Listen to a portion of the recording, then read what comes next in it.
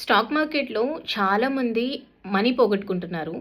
So, ఎవరికి చెప్పినా సరే first of all stock market అంటే డబ్బులు పోగొట్టుకునే ప్లేస్ అనన్నట్టే చూస్తున్నారు. సో, కాదండి.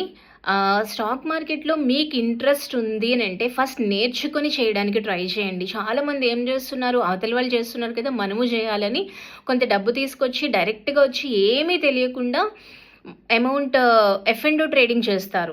So, most of the people వాళ్ళే పోగొట్టుకుంటున్నారు. అలాంటి వాళ్ళు 95% పీపుల్ ఉన్నారు మార్కెట్‌లో. ఓకే. సో, అది ట్రేడింగ్ ఒకటే కాదు. స్టాక్ మార్కెట్‌లో మనం డబ్బులు సంపాదించడానికి investment is very good.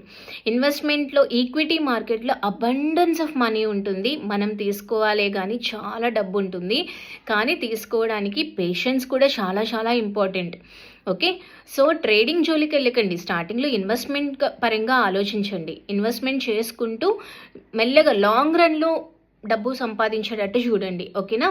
Equity investments మీద ఫోకస్ చేయండి. Thank you.